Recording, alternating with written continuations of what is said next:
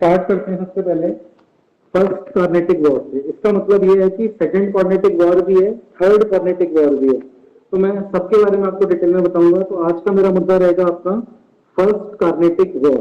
देखो ये लड़ाई ना कार्नेटिक नाम के रीजन में हुई थी, इसलिए इसका नाम ना कार्नेटिक वॉर से है।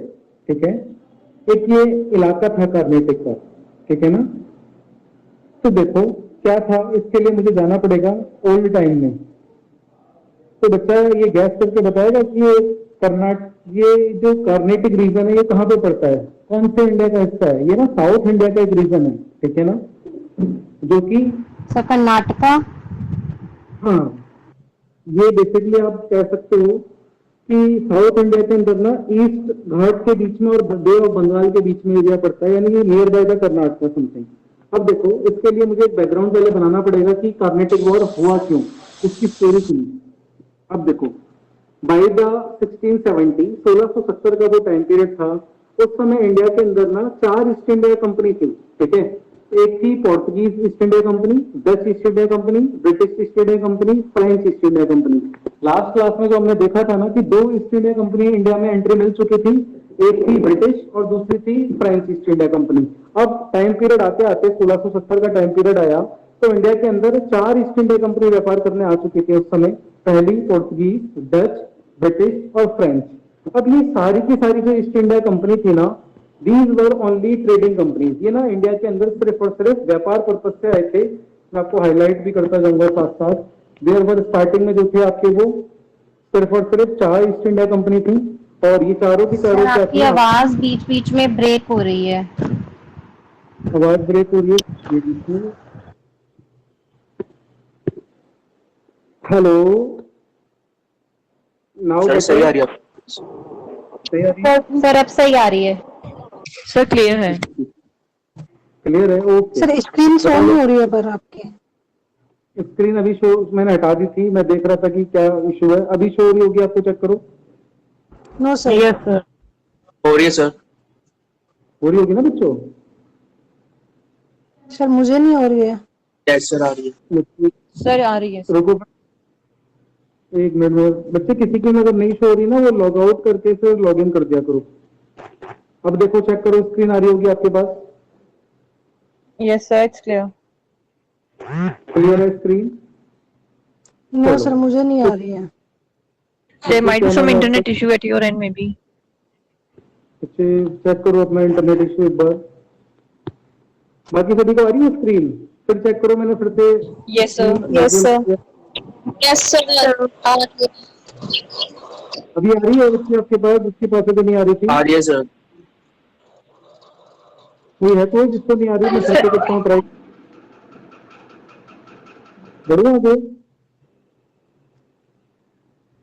Yes sir. नो, चलो। तो हम बात कर रहे थे फर्स्ट कार्नेटिक, ठीक है। तो इसके बारे में मैंने आपको बताया था, बाय द 1670 इंडिया के अंदर 4 ईस्ट इंडिया कंपनी आ चुकी थी, पोर्तुगीज, डच, ब्रिटिश, फ्रेंच। और ये जो चारों की चारों कंपनी आई थी ना, इनका सिर्फ एक ही पर्पस था इंडिया के अंदर व्यापार करना। ये सिर्फ और सिर्फ ट्रेड करने के लिए आए थे। These were only trading companies, यानी कि सिर्फ और सिर्फ ट्रेडिंग कंपनीज बन के इंडिया के अंदर आए थे। और इन द ईयर ऑफ 1661, अब क्या होता है, 1661 का टाइम रहता है।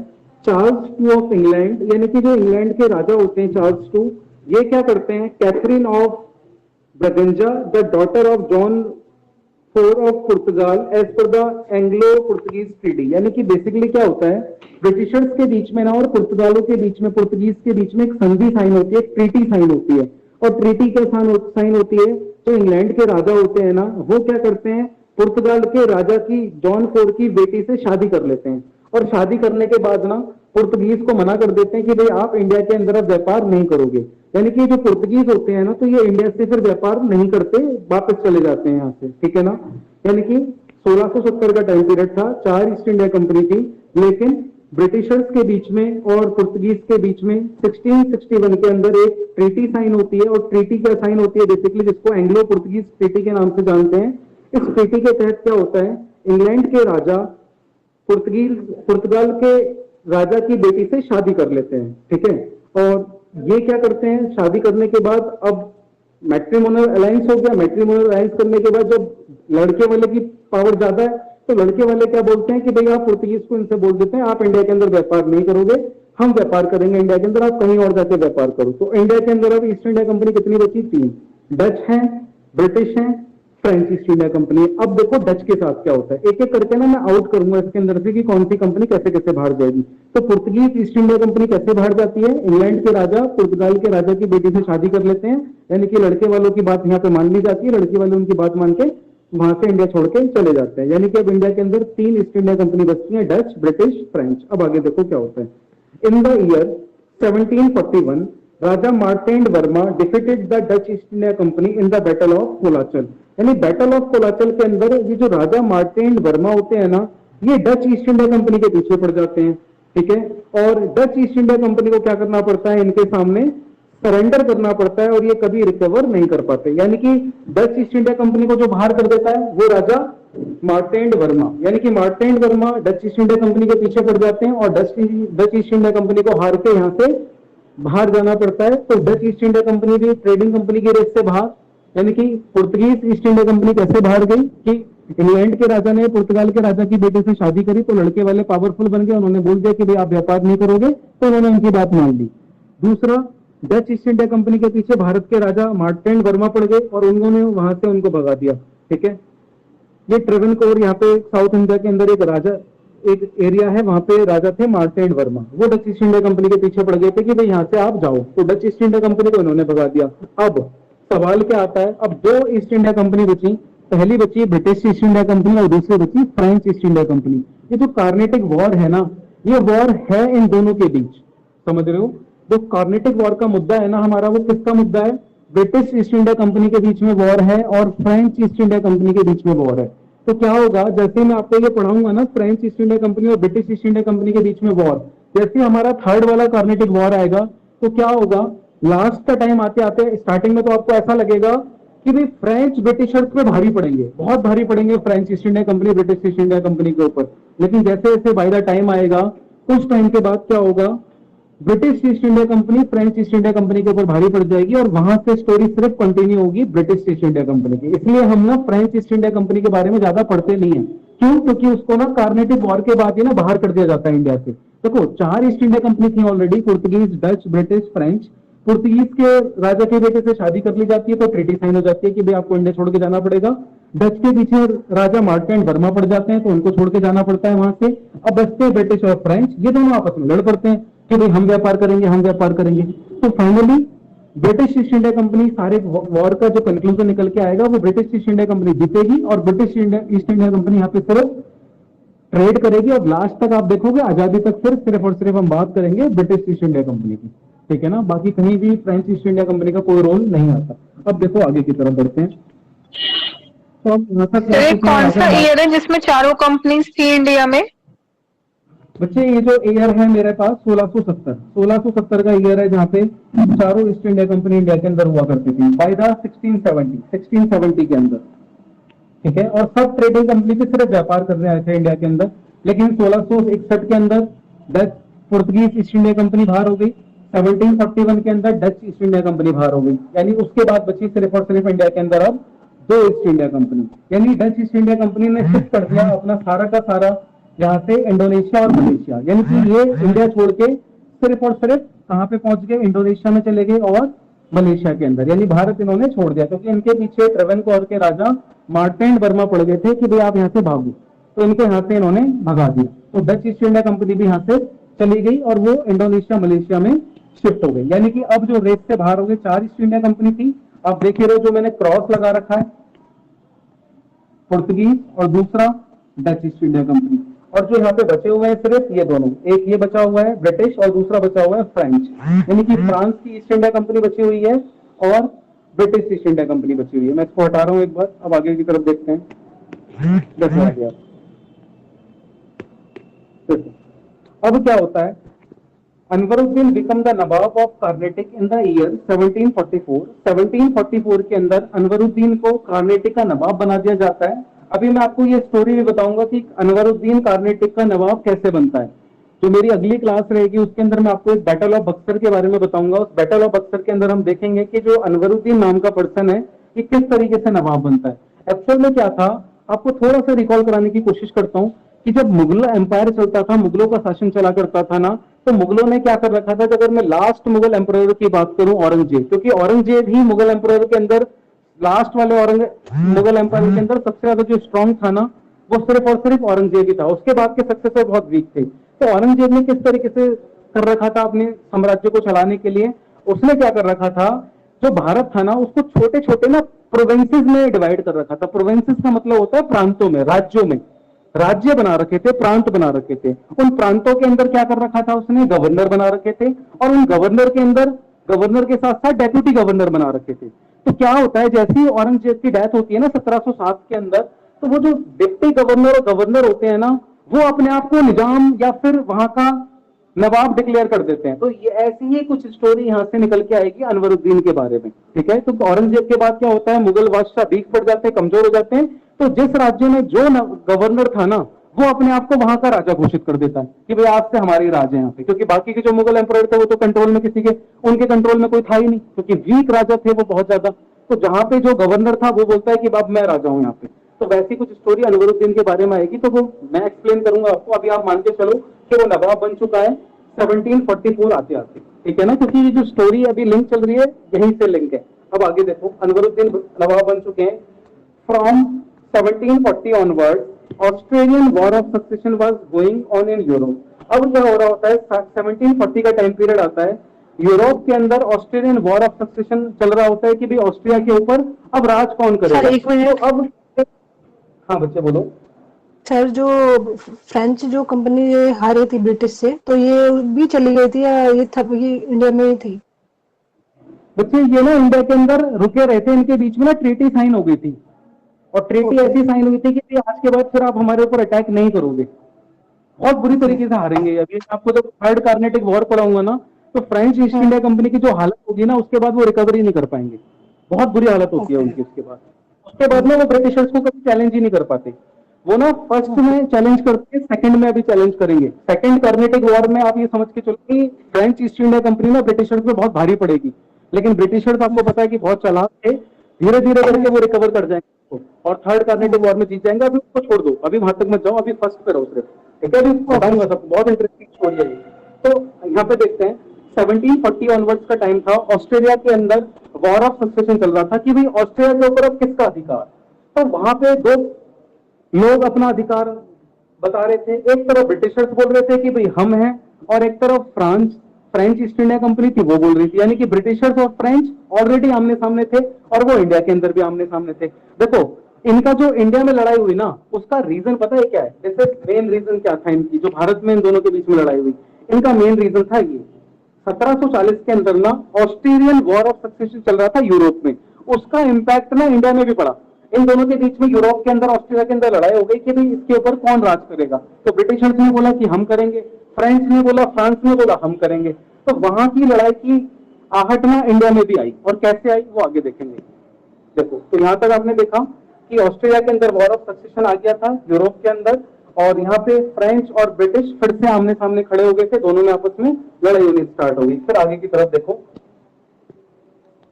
फ्रेंच ब्रिटिश आमने सामने आ गए। देखो फ्रेंच का सिंबल मैंने आपको दिया हुआ है, ये ब्रिटिश का सिंबल है, और ये उनके फ्लैग का कलर है, ये फ्रेंच यानी कि फ्रांस, ठीक है ना।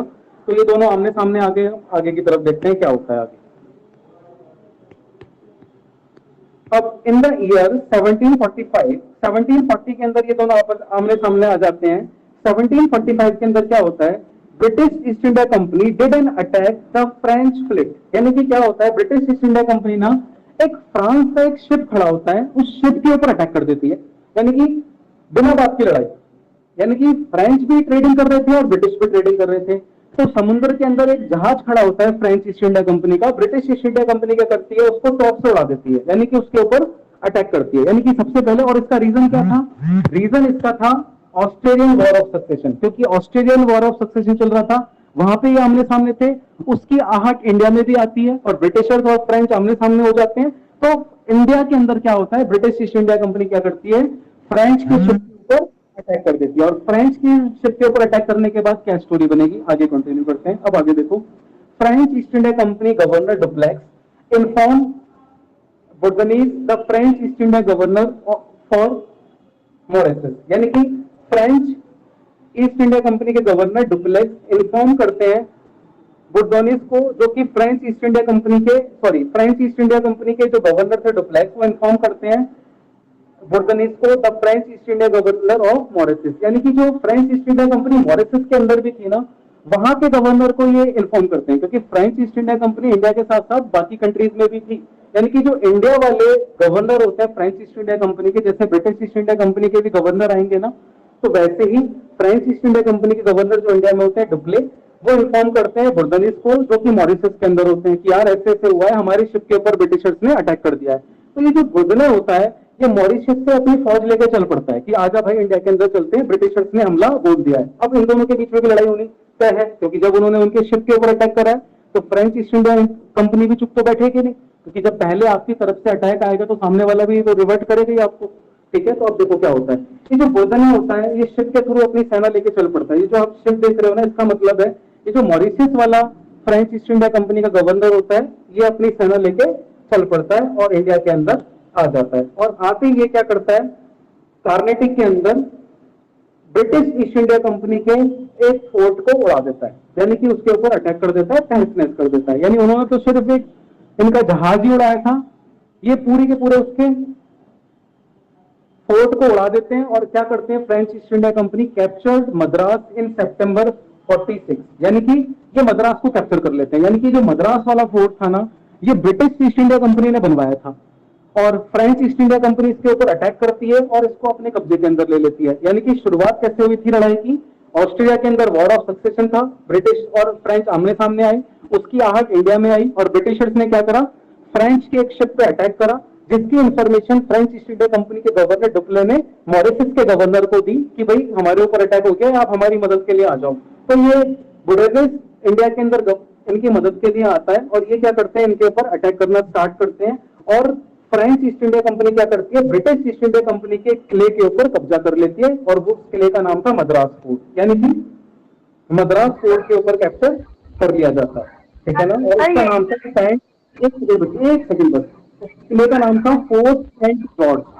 फोर्ट सेंट जॉर्ज के ऊपर ब्रिटिश ईस्ट इंडिया कंपनी का किला था, इसके ऊपर फ्रेंच ईस्ट इंडिया कंपनी कब्जा कर लेती। अब बोलो यहाँ तक किसी को कोई दिक्कत है तो? ये सर एक बार मेरे को ना यहाँ से दोबारा बता दो सर, आपने बताया जो डुप्लिक फ्रेंच ईस्ट इंडिया कंपनी का गवर्नर इन्फॉर्म करता है मॉरिशस वाले को, सर उसके बाद क्या हुआ था? उसके बाद क्या होता है बच्चे, ये गवर्नर यहाँ से चल के आ रहा है शिप के अंदर, आप देखे रहे हो डायग्राम के अंदर, ये आता है जहाज से पानी की तरफ, और आते ही अटैक करना स्टार्ट करता है, और अटैक करने के बाद मद्रास फोर्ट को कैप्चर कर लेता है। यानी कि इनके ऊपर हमला करते हैं ब्रिटिश ईस्ट इंडिया कंपनी के ऊपर, और इनके किले को कैप्चर कर लेते हैं, जिसका नाम होता है सेंट जॉर्ज। मद्रास के फोर्ट का नाम होता है सेंट जॉर्ज। तो ये जो अटैक करते हैं वो ब्रिटिश ईस्ट इंडिया कंपनी पर अटैक करते हैं? हाँ, ब्रिटिश, क्योंकि फ्रेंच और ब्रिटिश आमने सामने थे ना, भारत का कोई रोल नहीं है इसके अंदर। ठीक है, वो तो व्यापार करते थे आराम से। क्या होता है कि फ्रेंच और ब्रिटिश यूरोप में आमने सामने आ जाते हैं, तो इंडिया में भी उसकी आहट आती है। ब्रिटिश क्या करते हैं, पहले फ्रेंच की शिप पे अटैक करते हैं, तो वही फ्रेंच ईस्ट इंडिया कंपनी में थोड़ी बैठेगी, ईंट का जवाब पत्थर से देते हैं वो, और पत्थर से ऐसा जवाब देते हैं वो इनके किले पे कब्जा कर लेते हैं। तो यानी कि फ्रेंच वाले ना बात को ज्यादा आगे बढ़ा देते हैं, यानी कि उन्होंने उनके किले पे कब्जा कर लिया। अब ये जो ब्रिटिश ईस्ट इंडिया कंपनी होती है, ये हेल्प मांगते हैं किससे, अनवरुद्दीन से, जो कि कार्नेटिक का नवाब होता है, क्योंकि ये सारी घटना कहाँ पे होती है, उसी कार्नेटिक वाले रीजन के अंदर होती है। तो नवाब से हेल्प मांगी जाती है कि भाई देखो हमारे बीच में ऐसे ऐसे लड़ाई चल रही है, फ्रेंच ने हमारे ऊपर हमला करा, ब्रिटिशर्स ने हमारे ऊपर हमला करा, ये दोनों अपनी अपनी प्रॉब्लम्स लेके नवाब के पास जाते हैं। तो नवाब बोलता है लेट मी सी, मेरे को देखने दो भाई, मैं डील करता हूँ इस मैटर को, क्योंकि नवाब तो बिल्कुल भी नहीं चाहेगा कि उसके इलाके के अंदर दो लोग आपस में फाइट करें। ठीक है, तो वो अब इस चीज को हैंडल करता है। अब क्या होता है, वो बोलता है नो फाइट इन कार्नेटिक, यानी कि नवाब बोलता है कि भाई इस कार्नेटिक वाले एरिया में लड़ाई नहीं होगी, क्योंकि इसका नवाब मैं हूं। नवाब का मतलब एक तरीके से राजा कह सकते हो आप, समझ रहे हो, जैसे पुराने टाइम में वो गवर्नर हुआ करते थे, तो गवर्नर ने ही अपने आप को राजा घोषित कर दिया था वहां के। ठीक है, क्योंकि औरंगजेब के बाद मुगल एम्परर वीक हो गए थे, तो जहां पे जो गवर्नर थे ना, उन्होंने बोला यहाँ के राजा अब हम ही हैं। तो ये जो नवाबुद्दीन थे, ये भी नवाब बन गए थे। तो नवाब ने बोला भाई दोनों नवाब के पास जाते हैं कि भी इस तरीके से बात हो रही है, तो नवाब बोलते हैं मेरे को देखने दो, मैं अपने आप हैंडल करता हूँ इस चीज को। तो क्या होता है, नवाब बोलते हैं कोई फाइट नहीं होगी कार्नेटिक के अंदर, दोनों में से कोई नहीं लड़ेगा। उन्होंने दोनों को मना करते हैं कि ना तो ब्रिटिश ईस्ट इंडिया कंपनी लड़ेगी और ना ही फ्रेंच ईस्ट इंडिया कंपनी लड़ेगी, ठीक है, दोनों में से कोई भी नहीं लड़ेगा। अब देखो आगे क्या होता है। लेकिन ये जो डुप्ले होता है ना फ्रेंच ईस्ट इंडिया कंपनी का, ये बड़ा चालाक होता है। ये अनवरुद्दीन को एक ऑफर देता है, आई विल गिव यू मद्रास। और मद्रास किसके कंट्रोल में होता है उस समय? मद्रास होता है ब्रिटिश ईस्ट इंडिया कंपनी के कंट्रोल में, ठीक है। और ब्रिटिश ईस्ट इंडिया कंपनी के कंट्रोल में मद्रास को कौन कैप्चर कर लेता है?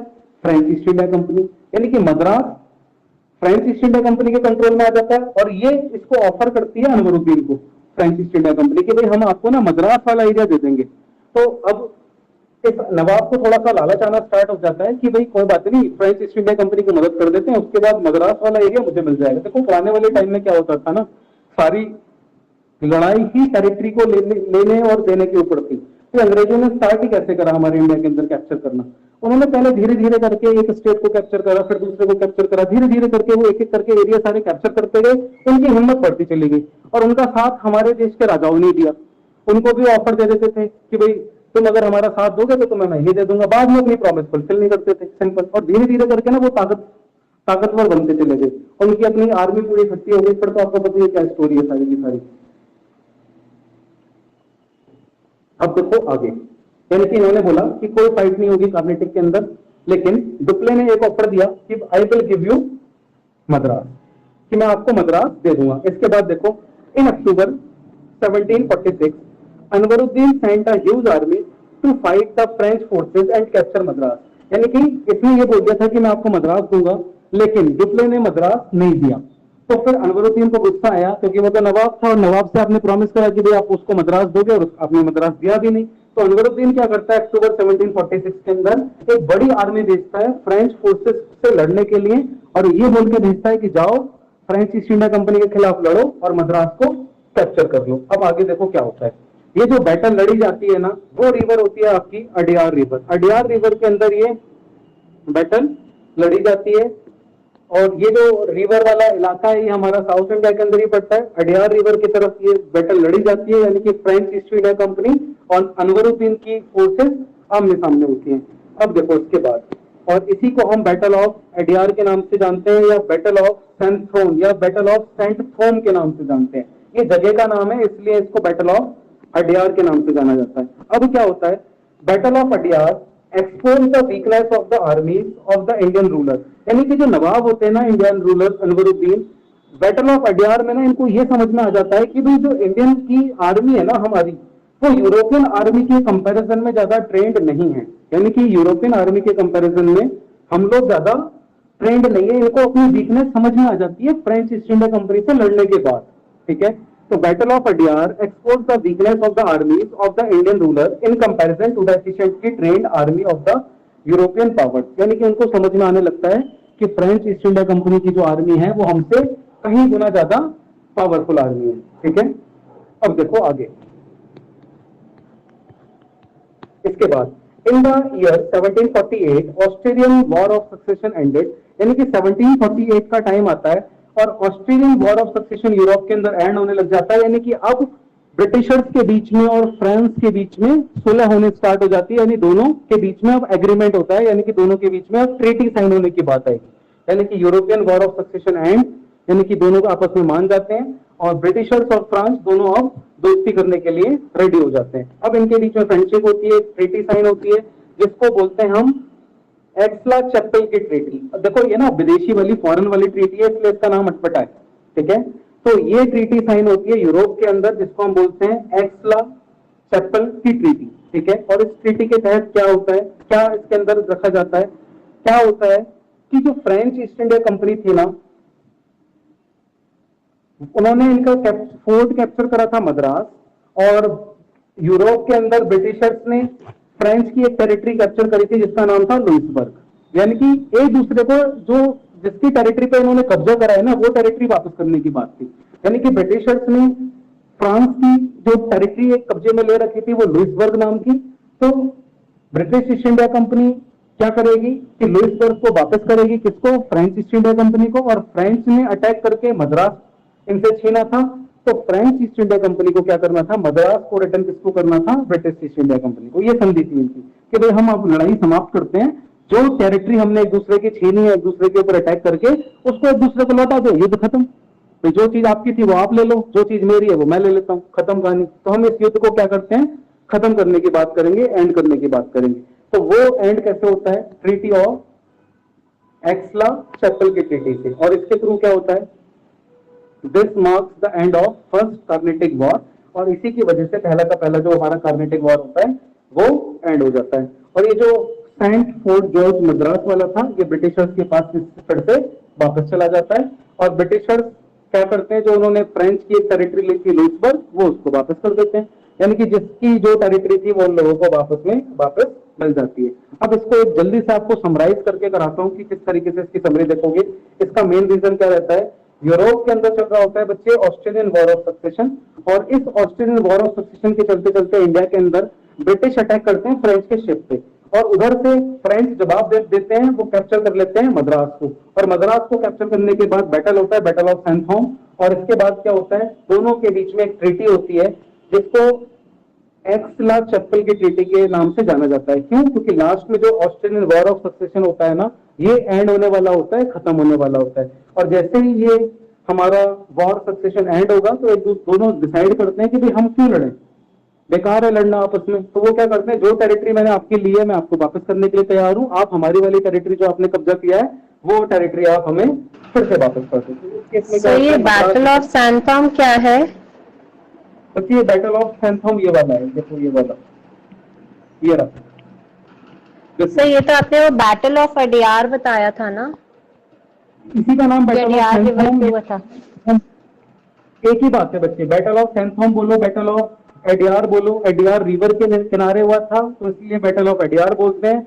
सैंथोम नाम की जगह थी, वहां पे हुआ था, इसलिए उसको बैटल ऑफ सैंथोम भी बोलते हैं। एक ही बात है, बैटल ऑफ सैंथोम बोलो, सैंथोम बोलो या बैटल ऑफ सैंथोम बोलो, कुछ भी बोलो, बैटल ऑफ सैंथोम, सैंथोम या फिर बैटल ऑफ अडियार, एक ही बात है ये सारी चीजें, ठीक है ना। अडियार रिवर थी वहां पे, अडियार रिवर के किनारे सैंथोम नाम की जगह पे हुआ था, इसलिए बैटल ऑफ सैंथोम के नाम से भी जानते हैं इसको, ठीक है ना। जहां पे अनवरुद्दीन और फ्रेंच ईस्ट इंडिया कंपनी आमने सामने आ गई थी, यानी कि ये दोनों भिड़ गए थे। और यहाँ पे जो मैंने आपको बताया था कि अनवरुद्दीन एक्सपोज हो गए थे, उनको समझ में आ गया था कि वो फ्रेंच ईस्ट इंडिया कंपनी से, यूरोपियन पावर से नहीं टकरा सकते, वो बहुत मजबूत हैं। और एक्चुअल में क्या था, अनवरुद्दीन को ये चीज कैसे समझ में आई, फ्रेंच ईस्ट इंडिया कंपनी के सिर्फ 4000 सोल्जर्स थे, अनवरुद्दीन के 10,000 सोल्जर्स थे।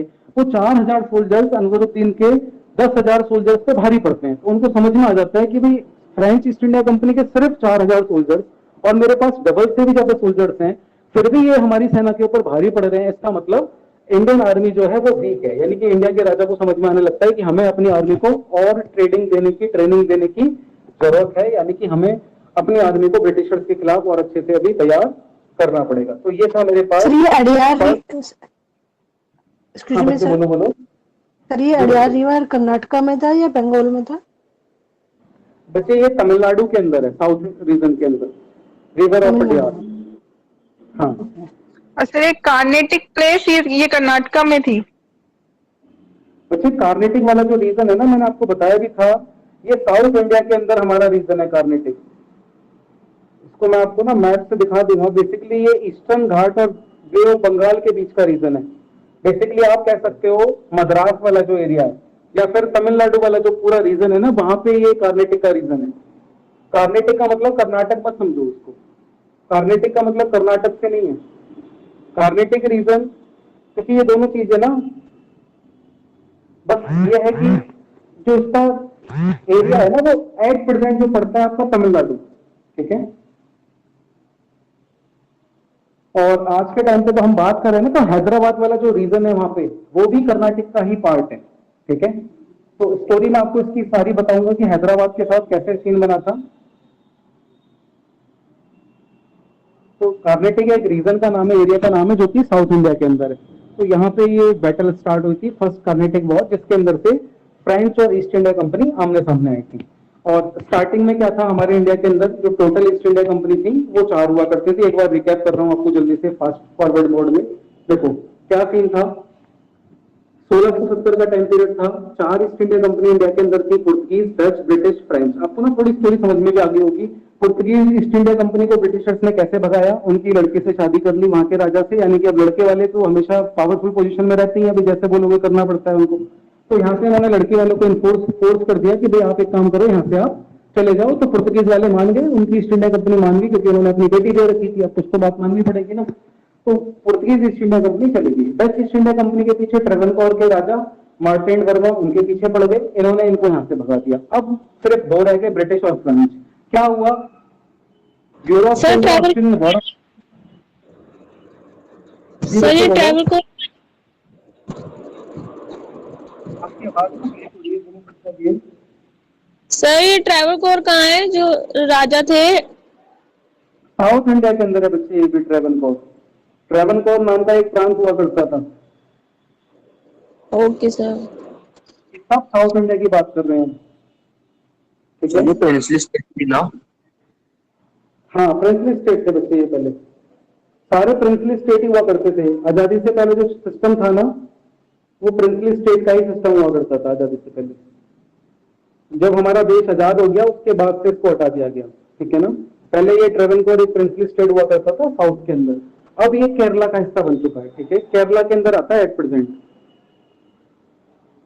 ठीक है। तो ये सीन है। और कोई कुछ पूछना चाहता है इसमें? क्लियर है हमको स्टोरी क्लियर है कर्नाटिक वॉर की क्यों हुआ। द ओनली रीजन, जो मेन रीजन था वो ये था, ब्रिटिश और फ्रेंच का आमने सामने आना। This one the only reason, ये इशू था सिर्फ इतना बड़ा। इसकी वजह से पूरा बवाल हो गया, फ्रेंच और ईस्ट इंडिया कंपनी आमने सामने आ गई। और उसका भी रीजन क्या था, शुरुआत ब्रिटिशर्स ने करी थी, इन्होंने इनके शिप पे अटैक करा। फ्रेंच ईस्ट इंडिया कंपनी के गवर्नर ने डुप्ले ने बोर्बोनीज को खबर करी, मॉरिशस वाले को, कि भाई आजा, हेल्प की जरूरत है। और उसने आते क्या करा, इनके मद्रास फोर्ट के ऊपर कैप्चर कर लिया, हमला बोल दिया। और इनका जब फोर्ट इन्होंने कैप्चर कर लिया, इन्होंने वहां के नवाब से मदद मांगी दोनों ने। नवाब ने बोला कि भाई कार्नेटिक वॉर नहीं होगा, लेकिन डुप्ले ने उनको ऑफर दे दिया कि भाई मैं मद्रास आपको दे दूंगा, करने तो जो हो रहा है। लेकिन डुप्ले ने बोला तो था कि मद्रास दे दूंगा, जब मद्रास नहीं दिया तो अनवरुद्दीन ने, वहां के नवाब ने, उनके ऊपर अटैक करा, जिसको हम बैटल ऑफ अडियार के नाम से जानते हैं। अब यहाँ पे इनको, अनवरुद्दीन को समझ में आ गया था, ये एक्सपोज हो चुके थे कि भाई हमारी आर्मी, ये इनके यूरोपियन आर्मी के सामने कुछ भी नहीं है, यानी कि हथियार इन्होंने डाल दिए थे इनके सामने। फिर टाइम पीरियड आता है 1748 का, ये ऑस्ट्रेलियन वॉर ऑफ सक्सेशन खत्म हो जाता है, और उसके बाद ट्रीटी होती है दोनों के बीच में, और ट्रीटी होती है एक्सला चैप्टल की ट्रीटी। और एक्सला चैप्टर ट्रीटी बस आपको याद रखनी है, इस ट्रीटी के थ्रू क्या होता है, लीसबर्ग वापस से दे दिया जाता है फ्रेंच ईस्ट इंडिया कंपनी को, और मद्रास वाला जो इंडिया के अंदर उसका किला होता है वो। सर ये बैटल ऑफ अडियार किस सन में हुआ था? बच्चे ये बैटल ऑफ अडियार किस सन में हुआ था? बैटल ऑफ अडियार हुआ था 1746 में, 1746 1746 के अंदर ही आर्मी भेजी जाती है ना, तो अनवरुद्दीन उसी समय आर्मी को भेज देता है हाथों हाथ, क्योंकि उन्होंने प्रॉमिस करा था, प्रॉमिस फुलफिल नहीं करा। तो वहां के राजा बोलते हैं कि भाई जाओ और इनको भगाओ यहाँ से, फ्रेंच ईस्ट इंडिया कंपनी को। और कोई बच्चा कुछ? कार्नेटिक वॉर बिटवीन फ्रेंच और ब्रिटिशर्स ईस्ट इंडिया कंपनी में हुई थी, और किस ईयर में हुई थी सर? ये पूरा यही तो चल रहा है ईयर, ये देखो ये जो पूरा डिस्क्रिप्शन दिया है, यस सर। ये देखो ये सारा ईयर इसके अंदर दिया हुआ है ना, आप एक ईयर नहीं लिखोगे इसके अंदर, ठीक है। अच्छा, कोई पर्टिकुलर ईयर नहीं है, ये पूरी स्टोरी ऐसी है। ओके। यहाँ पे स्टार्टिंग ऐसे हुई थी, 1740 से स्टार्ट हो गया था इनके बीच में युद्ध ना, लेकिन कार्नेटिक की स्टोरी कहाँ से आती है, 1745 से आती है। कि 1745 में ब्रिटिश ईस्ट इंडिया कंपनी ने फ्रेंच के शिप पर अटैक करा था, ठीक है। तो अभी ये एंड बहुत बाद में जाके होगा, अभी तो सेकंड कार्नेटिक वॉर आएगा, फिर थर्ड कार्नेटिक वॉर आएगा, तो इसका ईयर आपको याद नहीं रखना। शुरुआत इसकी होती है 1740 से, जब यूरोपियन वॉर ऑफ सक्सेशन चल रहा होता है, ऑस्ट्रेलियन वॉर ऑफ सक्सेशन होता है यूरोप के अंदर। तो इंडिया के अंदर तो मैं मानूंगा 1745 से, और वैसे अगर मैं मानूंगा वर्ल्ड के अंदर तो आप मानोगे 1740 से। तो दो आंसर है इसके अंदर। और कोई क्वेश्चन? किसी को डाउट तो नहीं है बच्चे?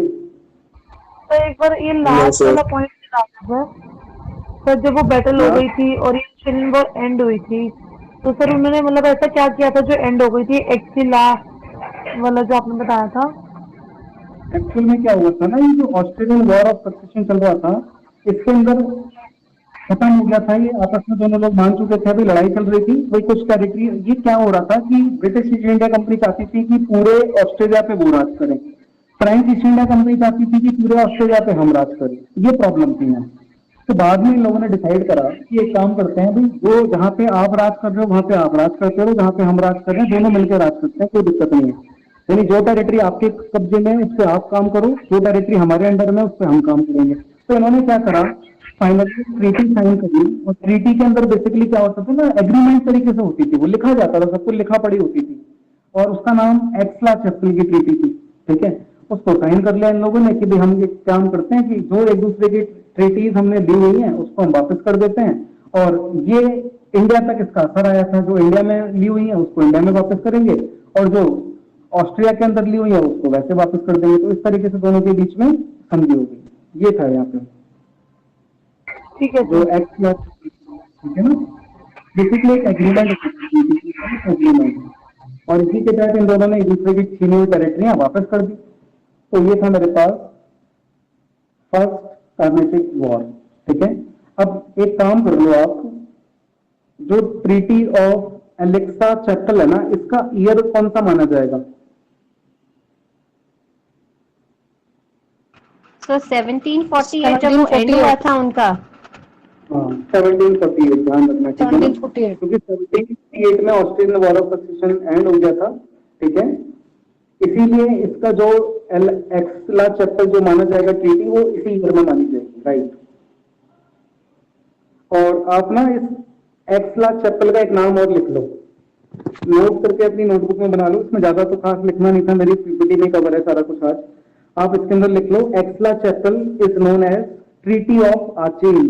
ट्रीटी ऑफ आचेन, आचेन कैसे लिखोगे, मैं स्पेल कर रहा हूं आचेन।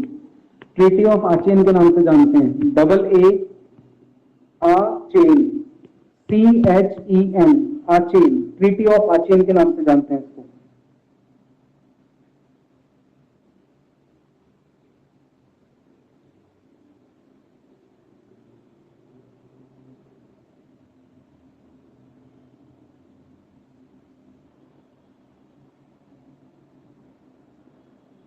ठीक है, ये दोनों आपस में शांत हो गए थे, इसी को हम ट्रीटी ऑफ एक्सला-चैपल के नाम से जानते हैं।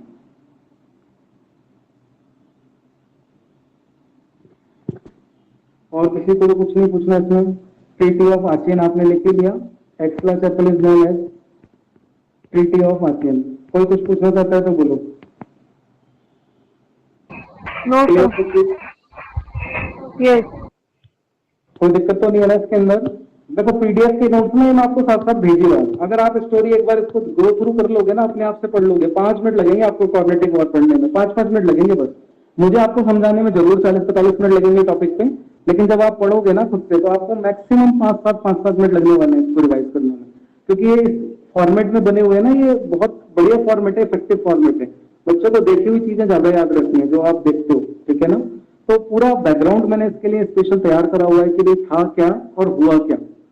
सीधे डायरेक्टली आपको कॉग्निटिव वॉर नहीं बताया, बताने को मैं सीधे आपको यहाँ से स्टोरी स्टार्ट कर सकता था, यहाँ से बैटल ऑफ अडियार से, लेकिन वो मैंने स्टार्ट नहीं करा। मैंने आपको पूरा बैकग्राउंड बताया कि उसका रीजन क्या था। तो जब आपके पास रीजन होगा ना किसी भी चीज का, तो आपको वो चीज वैसे आसान लगेगी। तो आप रीजन नहीं भी याद रखोगे ना, कोई फर्क नहीं पड़ता, सिर्फ आप ये जरूर याद रखना कि इसका रिजल्ट क्या था, उनकी और इनके गवर्नर के नाम याद रखना, डुप्ले और ये सब। फ्रेंच ईस्ट इंडिया कंपनी के जो गवर्नर थे डुप्ले, और फ्रेंच ईस्ट इंडिया कंपनी के मोरिसस वाले बोर्डनेस, ये इंडिया के अंदर आ गए थे, इनकी मदद से। इतने नाम आप याद रख लेना।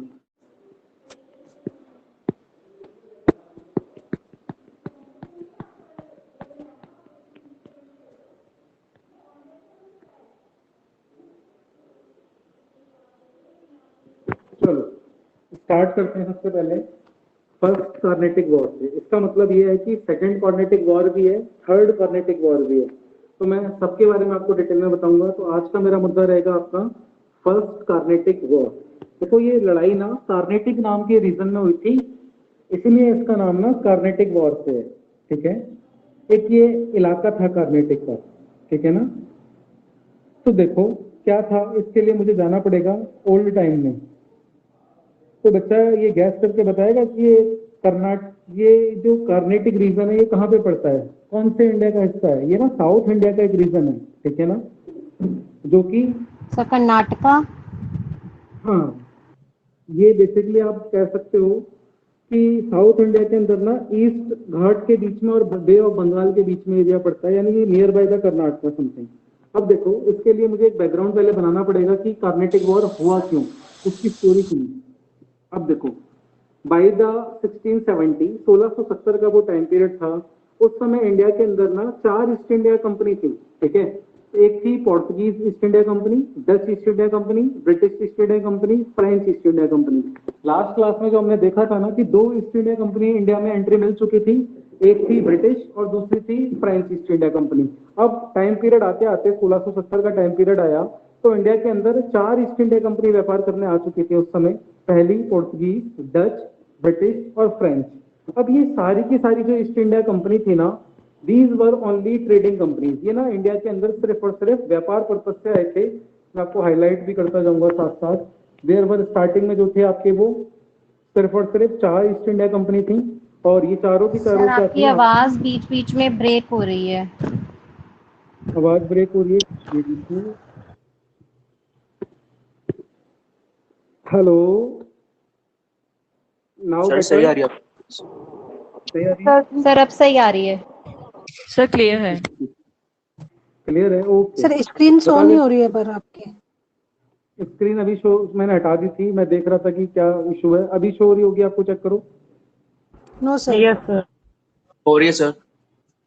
हो रही होगी ना बच्चों? सर मुझे नहीं हो रही है।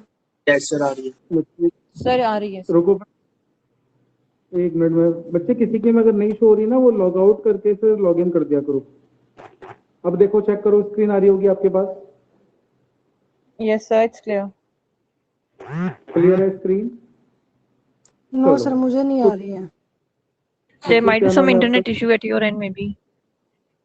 बच्चे चेक करो अपना इंटरनेट इशू एक बार। बाकी सभी को आ रही है स्क्रीन? फिर चेक करो, मैंने फिर से Yes sir. Yes, sir. Yes sir. अभी आ रही है बच्चे आपके पास, जिसके पास अभी नहीं आ रही थी? आ रही है सर। कोई है तो जिसको नहीं आ रही? मैं फिर से करता हूँ ट्राई। बढ़ू आगे?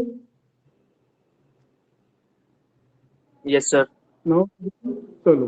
तो हम बात कर रहे थे फर्स्ट कार्नेटिक, ठीक है। तो इसके बारे में मैंने आपको बताया था बाय द 1670 इंडिया के अंदर 4 ईस्ट इंडिया कंपनी आ चुकी थी, पोर्तुगीज, डच, ब्रिटिश, फ्रेंच। और ये जो चारों की चारों कंपनी आई थी ना, इनका सिर्फ एक ही पर्पस था इंडिया के अंदर व्यापार करना। ये सिर्फ और सिर्फ ट्रेड करने के लिए आए थे। These were only trading companies, यानी कि ये सिर्फ और सिर्फ ट्रेडिंग कंपनीज बन के इंडिया के अंदर आए थे। और इन द ईयर ऑफ 1661, अब क्या होता है 1661 का टाइम रहता है। चार्ल्स टू ऑफ इंग्लैंड, यानी कि जो इंग्लैंड के राजा होते हैं चार्ल्स टू, ये क्या करते हैं, Catherine of Braganza the daughter of John IV of Portugal as per the Anglo Portuguese treaty. यानी कि बेसिकली क्या होता है, ब्रिटिशर्स के बीच में ना और पुर्तगालों के बीच में, पुर्तगीज के बीच में एक संधि साइन होती है, एक ट्रीटी साइन होती है।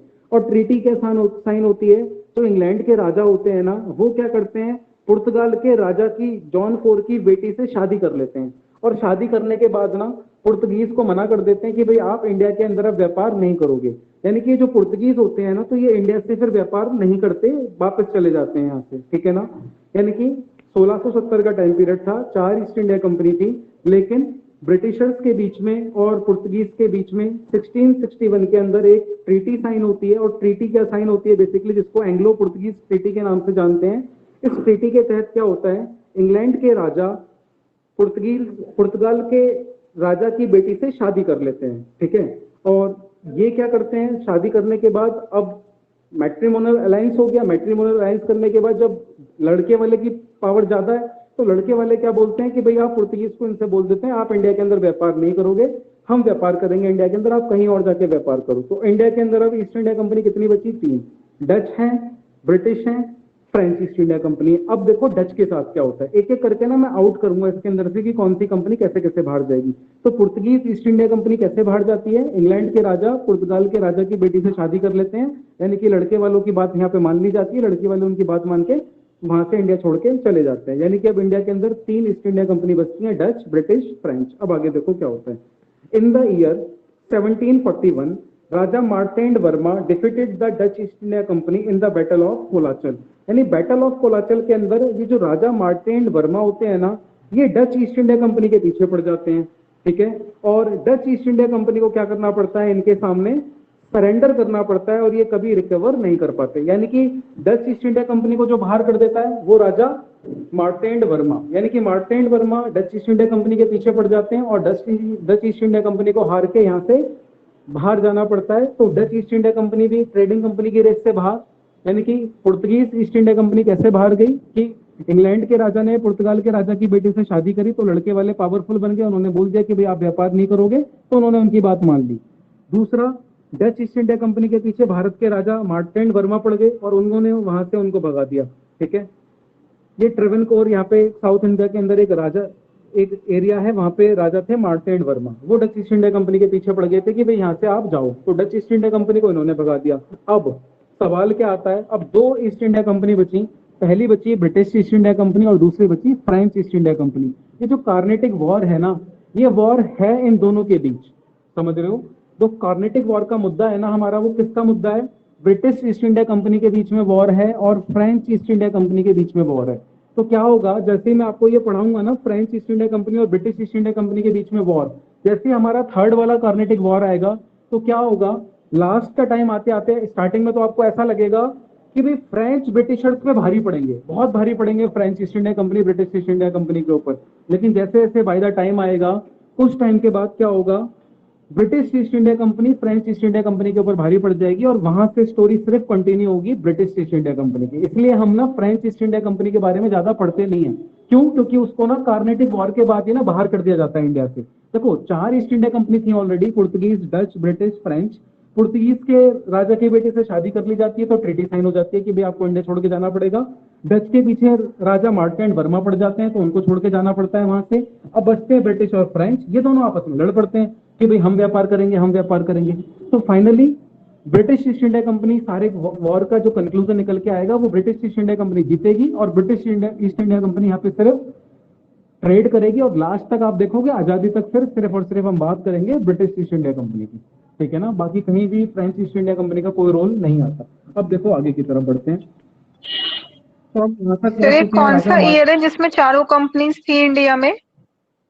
बच्चे ये जो ईयर है मेरे पास 1670 का ईयर है जहाँ पे चारों ईस्ट इंडिया कंपनी इंडिया के अंदर हुआ करती थी बाय द 1670 के अंदर, ठीक है। और सब ट्रेडिंग कंपनी से सिर्फ व्यापार करने आए थे इंडिया के अंदर।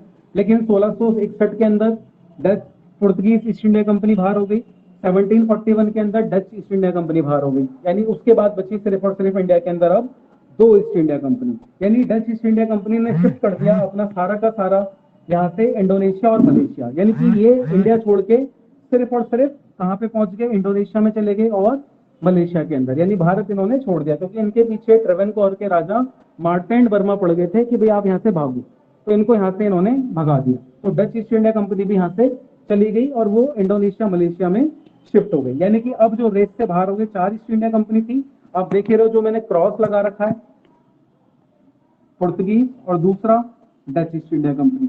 और जो यहाँ पे बचे हुए हैं सिर्फ ये दोनों, एक ये बचा हुआ है ब्रिटिश और दूसरा बचा हुआ है फ्रेंच, यानी कि फ्रांस की ईस्ट इंडिया कंपनी बची हुई है और ब्रिटिश ईस्ट इंडिया कंपनी बची हुई है। मैं इसको हटा रहा हूँ एक बार, अब आगे की तरफ देखते हैं। देखो आ गया। अब क्या होता है, Anwaruddin become the Nawab of Carnatic in the year 1744। 1744 के अंदर अनवरुद्दीन को कार्नेटिक का नवाब बना दिया जाता है। अभी मैं आपको ये स्टोरी भी बताऊंगा कि अनवरुद्दीन कार्नेटिक का नवाब कैसे बनता है। जो मेरी अगली क्लास रहेगी उसके अंदर मैं आपको एक बैटल ऑफ बक्सर के बारे में बताऊंगा। उस बैटल ऑफ बक्सर के अंदर हम देखेंगे कि जो अनवरुद्दीन नाम का पर्सन है कि किस तरीके से नवाब बनता है। एक्चुअल में क्या था, आपको थोड़ा सा रिकॉल कराने की कोशिश करता हूँ कि जब मुगल एम्पायर चलता था, मुगलों का शासन चला करता था ना, तो मुगलों ने क्या कर रखा था, अगर मैं लास्ट मुगल एम्परर की बात करूं औरंगजेब, क्योंकि औरंगजेब ही मुगल एम्परर के अंदर लास्ट वाले मुगल एम्पायर के अंदर सबसे ज्यादा जो स्ट्रांग था ना, वो सिर्फ और सिर्फ औरंगजेब ही था। उसके बाद के सक्सेसर बहुत वीक थे। तो औरंगजेब ने किस तरीके से कर रखा था अपने साम्राज्य को चलाने के लिए, उसने क्या कर रखा था, जो भारत था ना उसको छोटे छोटे ना प्रोविंसेस में डिवाइड कर रखा था। प्रोविंसेस का मतलब होता है प्रांतों में, राज्यों में, राज्य बना रखे थे, प्रांत बना रखे थे। उन प्रांतों के अंदर क्या कर रखा था उसने, गवर्नर बना रखे थे, और उन गवर्नर के अंदर गवर्नर के साथ साथ डेप्यूटी गवर्नर बना रखे थे। तो क्या होता है, जैसे ही औरंगजेब की डेथ होती है ना 1707 के अंदर, तो वो जो डिप्टी गवर्नर और गवर्नर होते हैं ना, वो अपने आप को निजाम या फिर वहां का नवाब डिक्लेयर कर देते हैं। तो ये ऐसी ही कुछ स्टोरी यहाँ से निकल के आएगी अनवरुद्दीन के बारे में, ठीक है। तो औरंगजेब के बाद क्या होता है, मुगल बादशाह वीक पड़ जाते हैं, कमजोर हो जाते हैं। तो जिस राज्य में जो गवर्नर था ना, वो अपने आप को वहां का राजा घोषित कर देता है कि भाई आज से हमारे राज है यहाँ पे, क्योंकि बाकी के जो मुगल एम्परर थे वो तो कंट्रोल में किसी के, उनके कंट्रोल में कोई था ही नहीं, क्योंकि वीक राजा थे वो बहुत ज्यादा। तो जहां पे जो गवर्नर था वो बोलता है कि अब मैं राजा हूँ यहाँ पे। तो वैसी कुछ स्टोरी अनवरुद्दीन के बारे में आएगी, तो वो मैं एक्सप्लेन करूंगा आपको। अभी आप मान के चलो कि वो नवाब बन चुका है 1744 आते आते, ठीक है ना, क्योंकि ये जो स्टोरी अभी लिंक चल रही है यहीं से लिंक है। अब आगे देखो, अनवरुद्दीन नवाब बन चुके हैं। From 1740 onward Australian war of succession was going on in Europe. अब क्या हो रहा होता है, 1740 का टाइम पीरियड आता है, यूरोप के अंदर ऑस्ट्रेलियन वॉर ऑफ सक्सेशन चल रहा होता है कि भाई ऑस्ट्रिया के ऊपर अब राज कौन करेगा। सर, एक मिनट। तो अब हाँ बच्चे बोलो। सर, जो फ्रेंच जो कंपनी हारी थी ब्रिटिश से, तो ये भी चली गई थी या ये इंडिया में ही थी? बच्चे ये ना इंडिया के अंदर रुके रहे थे, इनके बीच में ना ट्रीटी साइन हो गई थी, और ट्रीटी ऐसी साइन हुई थी कि आज के बाद फिर आप हमारे ऊपर अटैक नहीं करोगे। बहुत बुरी तरीके से हारेंगे। अभी आपको जब थर्ड कार्नेटिक वॉर पढ़ाऊंगा ना, तो फ्रेंच ईस्ट इंडिया कंपनी की जो हालत होगी ना, उसके बाद वो रिकवरी नहीं कर पाएंगे। बहुत बुरी हालत होती है उनकी उसके बाद ना वो ब्रिटिशर्स को कभी चैलेंज ही नहीं कर पाते। वो ना फर्स्ट में चैलेंज करते हैं, सेकंड में अभी चैलेंज करेंगे। सेकंड कार्नेटिक वॉर में आप ये समझ के चलो कि फ्रेंच ईस्ट इंडिया कंपनी ना ब्रिटिशर्स पे बहुत भारी पड़ेगी, लेकिन ब्रिटिशर्स आपको पता है कि बहुत चालाक थे, धीरे धीरे करके वो रिकवर कर जाएंगे और थर्ड कार्नेटिक वॉर में जीत जाएंगे। अभी उसको छोड़ दो, अभी वहां तक मत जाओ, अभी फर्स्ट पे रहो सिर्फ, ठीक है। अभी बताऊंगा सब, बहुत इंटरेस्टिंग स्टोरी है ये। तो यहाँ पे देखते हैं 1740 ऑनवर्ड्स का टाइम था, ऑस्ट्रेलिया के अंदर वॉर ऑफ सक्सेशन चल रहा था कि भाई ऑस्ट्रेलिया के ऊपर अब किसका अधिकार। तो वहां पे दो लोग अपना अधिकार बता रहे थे, एक तरफ ब्रिटिशर्स बोल रहे थे कि भाई हम हैं, और एक तरफ फ्रेंच ईस्ट इंडिया कंपनी थी वो बोल रही थी। यानी कि ब्रिटिशर्स और फ्रेंच ऑलरेडी आमने सामने थे, और वो इंडिया के अंदर भी आमने सामने थे। देखो इनका जो इंडिया में लड़ाई हुई ना, उसका रीजन पता है क्या है, जैसे मेन रीजन क्या था इनकी, जो भारत में इन दोनों के बीच में लड़ाई हुई, इनका मेन रीजन था ये 1740 के अंदर ना ऑस्ट्रेलियन वॉर ऑफ सक्सेशन चल रहा था यूरोप में, उसका इंपैक्ट ना इंडिया में भी पड़ा। इन दोनों के बीच में यूरोप के अंदर ऑस्ट्रेलिया के अंदर लड़ाई हो गई कि भाई इसके ऊपर कौन राज करेगा। तो ब्रिटिशर्स ने बोला कि हम करेंगे, फ्रेंच ने बोला, फ्रांस ने बोला हम करेंगे। तो वहां की लड़ाई की आहट ना इंडिया में भी आई, और कैसे आई वो आगे देखेंगे। देखो तो यहाँ तक आपने देखा कि ऑस्ट्रेलिया के अंदर वॉर ऑफ सक्सेशन आ गया था यूरोप के अंदर, और यहाँ पे फ्रेंच और ब्रिटिश फिर से आमने सामने खड़े हो गए थे, दोनों में आपस में लड़ाई होनी स्टार्ट हो गई। फिर आगे की तरफ देखो, फ्रेंच ब्रिटिश आमने सामने आ गए। देखो फ्रेंच का सिंबल मैंने आपको दिया हुआ है, ये ब्रिटिश का सिंबल है, और ये उनके फ्लैग का कलर है, ये फ्रेंच यानी कि फ्रांस, ठीक है ना। तो ये दोनों आमने सामने आ गए। आगे की तरफ देखते हैं क्या होता है आगे। अब इन द ईयर 1740 के अंदर ये दोनों आपस आमने सामने आ जाते हैं। 1745 के अंदर क्या होता है, British east India company did an attack the French fleet. यानी कि क्या होता है, ब्रिटिश ईस्ट इंडिया कंपनी ना एक फ्रांस का एक शिप खड़ा होता है, उस शिप के ऊपर अटैक कर देती है, यानी कि बिना बात की लड़ाई। यानी कि फ्रेंच भी ट्रेडिंग कर रहे थे और ब्रिटिश भी ट्रेडिंग कर रहे थे। तो समुद्र के अंदर एक जहाज खड़ा होता है फ्रेंच ईस्ट इंडिया कंपनी का, ब्रिटिश ईस्ट इंडिया कंपनी क्या करती है, उसको टॉप से उड़ा देती है, यानी कि उसके ऊपर अटैक करती है, यानी कि सबसे पहले। और इसका रीजन क्या था, रीजन इसका था ऑस्ट्रेलियन वॉर ऑफ सक्सेशन, क्योंकि ऑस्ट्रेलियन वॉर ऑफ सक्सेशन चल रहा था, वहां पे ये आमने सामने थे। उसकी आहट इंडिया में भी आती है, और ब्रिटिशर्स और फ्रेंच आमने सामने हो जाते हैं। तो इंडिया के अंदर क्या होता है, ब्रिटिश ईस्ट इंडिया कंपनी क्या करती है, फ्रेंच के शिप के ऊपर अटैक कर देती है। और फ्रेंच के शिप के ऊपर अटैक करने के बाद क्या स्टोरी बनेगी, आगे कंटिन्यू करते हैं। अब आगे देखो, French East India Company governor Dupleix inform Bourdonnais the French East India governor for Mauritius. यानी कि फ्रेंच ईस्ट इंडिया कंपनी के गवर्नर डुप्लेक्स इन्फॉर्म करते हैं बुर्दोनिस को, जो कि फ्रेंच ईस्ट इंडिया कंपनी के जो गवर्नर थे डुप्लेक्स, वो इन्फॉर्म करते हैं बुर्दोनिस को the French East India governor of Mauritius, यानी कि जो French East India company Mauritius के अंदर भी थी ना, वहां के गवर्नर को ये इन्फॉर्म करते हैं, क्योंकि French East India company India के साथ साथ बाकी कंट्रीज में भी थी। यानी कि जो इंडिया वाले गवर्नर होते हैं फ्रेंच ईस्ट इंडिया कंपनी के, जैसे ब्रिटिश ईस्ट इंडिया कंपनी के भी गवर्नर आएंगे ना, तो वैसे ही फ्रेंच ईस्ट इंडिया कंपनी के गवर्नर जो इंडिया में होते हैं डुप्ले, वो इन्फॉर्म करते हैं बुर्दोनिस को, जो कि मॉरिशस के अंदर होते हैं, कि यार ऐसे ऐसे हुआ है, हमारी शिप के ऊपर ब्रिटिशर्स ने अटैक कर दिया है। तो ये जो बुर्दने होता है, ये मॉरिशस से अपनी फौज लेके चल पड़ता है कि आजा भाई इंडिया के अंदर चलते हैं, ब्रिटिशर्स ने हमला बोल दिया है। अब इन दोनों के बीच में भी लड़ाई होनी तय है, क्योंकि जब उन्होंने उनके शिप के ऊपर अटैक करा है तो फ्रेंच ईस्ट इंडिया कंपनी भी चुप तो बैठेगी नहीं, क्योंकि जब पहले आपकी तरफ से अटैक आएगा तो सामने वाला भी तो रिवर्ट करेगा ही आपको। ठीक है, तो अब देखो क्या होता है, ये जो बुर्दने होता है ये शिप के थ्रू अपनी सेना लेके चल पड़ता है। ये जो आप शिप देख रहे हो ना, इसका मतलब है ये जो मॉरिशस वाला फ्रेंच ईस्ट इंडिया कंपनी का गवर्नर होता है, ये अपनी सेना लेके चल पड़ता है और इंडिया के अंदर आ जाता है। और आते ही ये क्या करता है, कार्नेटिक के अंदर ब्रिटिश ईस्ट इंडिया कंपनी के एक फोर्ट को उड़ा देता है, यानी कि उसके ऊपर अटैक कर देता है, तहस नहस कर देता है। यानी उन्होंने तो सिर्फ एक इनका जहाज ही उड़ाया था, ये पूरी के पूरे उसके फोर्ट को उड़ा देते हैं। और क्या करते हैं, French East India Company captured Madras in September 46, यानी कि ये मद्रास को कैप्चर कर लेते हैं। यानी कि जो मद्रास वाला फोर्ट था ना, ये ब्रिटिश ईस्ट इंडिया कंपनी ने बनवाया था, और फ्रेंच ईस्ट इंडिया कंपनी इसके ऊपर अटैक करती है और इसको अपने कब्जे के अंदर ले लेती है। यानी कि शुरुआत कैसे हुई थी लड़ाई की, ऑस्ट्रेलिया के अंदर वॉर ऑफ सक्सेशन था, ब्रिटिश और फ्रेंच आमने सामने आए, उसकी आहट इंडिया में आई, और ब्रिटिशर्स ने क्या करा, फ्रेंच के एक शिप पे अटैक करा, जिसकी information French East India Company के गवर्नर डुप्ले ने मॉरिशस के गवर्नर को दी कि भाई हमारे ऊपर अटैक हो गया है, आप हमारी मदद के लिए आ जाओ। तो ये बुर्दोनिस इंडिया के अंदर इनकी मदद के लिए आता है, और ये क्या करते हैं, इनके ऊपर अटैक करना स्टार्ट करते हैं। और फ्रेंच ईस्ट इंडिया कंपनी क्या करती है, ब्रिटिश ईस्ट इंडिया कंपनी के किले के ऊपर कब्जा कर लेती है, और वो किले का नाम था मद्रास फोर्ट, यानी कि मद्रास फोर्ट के ऊपर कैप्चर कर लिया जाता है। ठीक है ना, और उसका नाम था सेंट, एक सेकंड बस, किले का नाम था Fort Saint George. Fort Saint George के ऊपर ब्रिटिश ईस्ट इंडिया कंपनी का किला था, इसके ऊपर फ्रेंच ईस्ट इंडिया कंपनी कब्जा कर लेती। अब बोलो यहाँ तक किसी को कोई दिक्कत है तो? यस सर, एक बार मेरे को ना यहाँ से दोबारा बता दो सर। आपने बताया जो डुप्लिक फ्रेंच ईस्ट इंडिया कंपनी का गवर्नर इन्फॉर्म करता है मॉरिशस वाले को, सर उसके बाद क्या हुआ था? उसके बाद क्या होता है बच्चे, ये गवर्नर यहाँ से चल के आ रहा है शिप के अंदर, आप देख रहे हो डायग्राम के अंदर, ये आता है जहाज से पानी की तरफ, और आते ही अटैक करना स्टार्ट करता है, और अटैक करने के बाद मद्रास फोर्ट को कैप्चर कर लेता है। यानी कि इनके ऊपर हमला करते हैं ब्रिटिश ईस्ट इंडिया कंपनी के ऊपर, और इनके किले को कैप्चर कर लेते हैं, जिसका नाम होता है सेंट जॉर्ज। मद्रास के फोर्ट का नाम होता है सेंट जॉर्ज। तो ये जो अटैक करते हैं वो ब्रिटिश ईस्ट इंडिया कंपनी पर अटैक करते हैं? हाँ, ब्रिटिश, क्योंकि फ्रेंच और ब्रिटिश आमने सामने थे ना, भारत का कोई रोल नहीं है इसके अंदर। ठीक है, वो तो व्यापार करते थे आराम से। क्या होता है कि फ्रेंच और ब्रिटिश यूरोप में आमने सामने आ जाते हैं, तो इंडिया में भी उसकी आहट आती है। ब्रिटिश क्या करते हैं, पहले फ्रेंच की शिप पे अटैक करते हैं, तो वही फ्रेंच ईस्ट इंडिया कंपनी में थोड़ी बैठेगी, ईंट का जवाब पत्थर से देते हैं वो, और पत्थर से ऐसा जवाब देते हैं वो इनके किले पे कब्जा कर लेते हैं।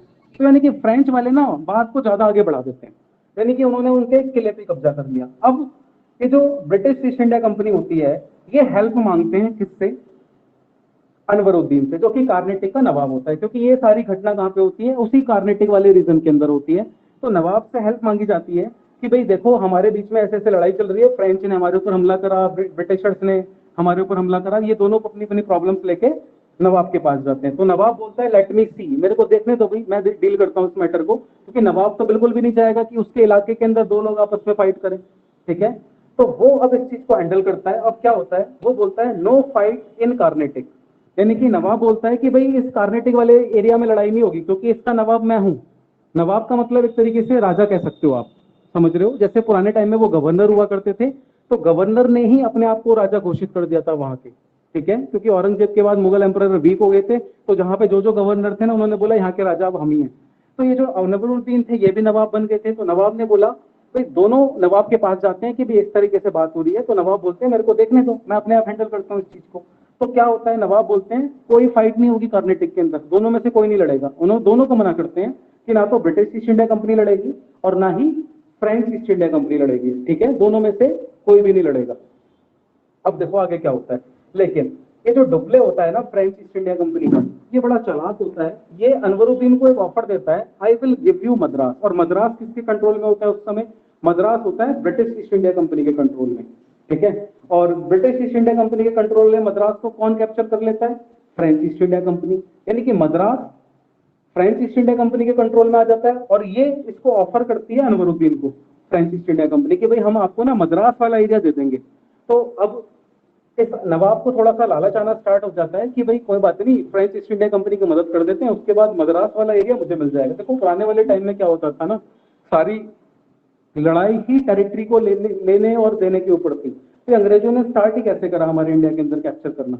उन्होंने पहले धीरे धीरे करके एक स्टेट को कैप्चर करा, फिर दूसरे को कैप्चर करा, धीरे धीरे करके वो एक एक करके एरिया सारे कैप्चर करते गए। उनकी हिम्मत बढ़ती चली गई, और उनका साथ हमारे देश के राजाओं ने दिया। उनको भी ऑफर दे देते थे कि भाई तुम अगर हमारा साथ दोगे तो तुम्हें मैं ये दे दूंगा, बाद में अपनी प्रॉमिस फुलफिल नहीं करते थे, सिंपल। और धीरे धीरे करके ना वो ताकतवर बनते चले गए, उनकी अपनी आर्मी पूरी इकट्ठी हो गई। फिर तो आपको पता है क्या स्टोरी है सारी की सारी। अब देखो आगे, यानी कि इन्होंने बोला कि कोई फाइट नहीं होगी कार्नेटिक के अंदर, लेकिन डुप्ले ने एक ऑफर दिया कि I will give you Madras, कि मैं आपको मद्रास दे दूंगा। इसके बाद देखो, in October 1746 Anwaruddin sent a huge army to fight the French forces and capture Madras. यानी कि इसने ये बोल दिया था कि मैं आपको मद्रास दूंगा, लेकिन डुप्ले ने मद्रास नहीं दिया। तो फिर अनवरुद्दीन को गुस्सा आया, क्योंकि वो तो नवाब था और नवाब से आपने प्रॉमिस करा कि भाई आप उसको मद्रास दोगे, और आपने मद्रास दिया भी नहीं। तो अनवरुद्दीन क्या करता है, अक्टूबर 1746 के अंदर एक बड़ी आर्मी भेजता है फ्रेंच फोर्सेस से लड़ने के लिए, और ये बोल के भेजता है कि जाओ फ्रेंच ईस्ट इंडिया कंपनी के खिलाफ लड़ो और मद्रास को कैप्चर कर लो। अब आगे देखो क्या होता है। ये जो बैटल लड़ी जाती है ना, वो रिवर होती है आपकी अडियार रिवर। अडियार रिवर के अंदर ये बैटल लड़ी जाती है, और ये जो रिवर वाला इलाका है ये हमारा साउथ इंडिया के अंदर ही पड़ता है। अडियार रिवर की तरफ ये बैटल लड़ी जाती है, यानी कि फ्रेंच ईस्ट इंडिया कंपनी और अनवरुद्दीन की फोर्सेस आमने सामने होती हैं। अब देखो इसके बाद, और इसी को हम बैटल ऑफ अडियार के नाम से जानते हैं, या बैटल ऑफ सेंट थ्रोन, या बैटल ऑफ सेंट थ्रोम के नाम से जानते हैं। ये जगह का नाम है, इसलिए इसको बैटल ऑफ अडियार के नाम से जाना जाता है। अब क्या होता है, battle of Adyar expose the weakness of the armies of the Indian ruler. यानी कि जो नवाब होते हैं ना, Indian ruler Anwaruddin, battle of Adyar में ना इनको ये समझ में आ जाता है कि भाई जो इंडियन की आर्मी है ना हमारी, वो यूरोपियन आर्मी के कंपैरिजन में ज्यादा ट्रेंड नहीं है। यानी कि यूरोपियन आर्मी के कंपैरिजन में हम लोग ज्यादा ट्रेंड नहीं है। इनको अपनी वीकनेस समझ में आ जाती है फ्रेंच ईस्ट इंडिया कंपनी से लड़ने के बाद, ठीक है। तो battle of Adyar expose the weakness of the armies of the Indian ruler in comparison to the efficiently trained army of the European powers. यानी कि उनको समझ में आने लगता है कि फ्रेंच ईस्ट इंडिया कंपनी की जो आर्मी है वो हमसे कहीं गुना ज्यादा पावरफुल आर्मी है, ठीक है। अब देखो आगे, इसके बाद इन the year 1748 Australian war of succession ended. यानी कि 1748 का टाइम आता है और Australian war of succession Europe के अंदर एंड होने लग जाता है। यानी कि अब ब्रिटिशर्स के बीच में और फ्रांस के बीच में सुलह होने स्टार्ट हो जाती है, यानी दोनों के बीच में अब एग्रीमेंट होता है, यानी कि दोनों के बीच में अब ट्रीटी साइन होने की बात आएगी।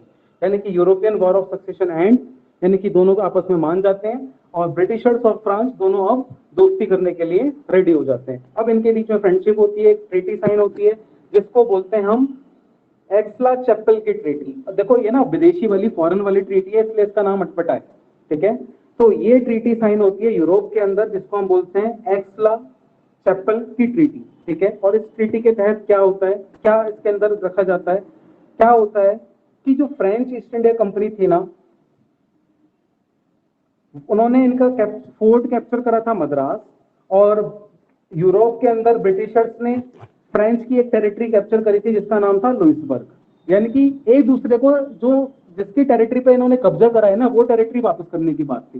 यानी कि ब्रिटिशर्स ने फ्रांस की जो टेरिटरी एक कब्जे में ले रखी थी वो लुइसबर्ग नाम की, तो ब्रिटिश ईस्ट इंडिया कंपनी क्या करेगी कि लुइसबर्ग को वापस करेगी, किसको, फ्रेंच ईस्ट इंडिया कंपनी को। और फ्रेंच ने अटैक करके मद्रास इनसे छीना था, तो फ्रेंच ईस्ट इंडिया कंपनी को क्या करना था, मद्रास को रिटर्न किसको करना था, ब्रिटिश ईस्ट इंडिया कंपनी को। ये संधि थी इनकी कि भाई हम अब लड़ाई समाप्त करते हैं, जो टेरिटरी हमने एक दूसरे की छीनी है, एक दूसरे के ऊपर अटैक करके उसको एक दूसरे को लौटा दो, युद्ध खत्म। भाई जो चीज आपकी थी वो आप ले लो, जो चीज मेरी है वो मैं ले लेता हूँ, खत्म कहानी। तो हम इस युद्ध को क्या करते हैं, खत्म करने की बात करेंगे, एंड करने की बात करेंगे।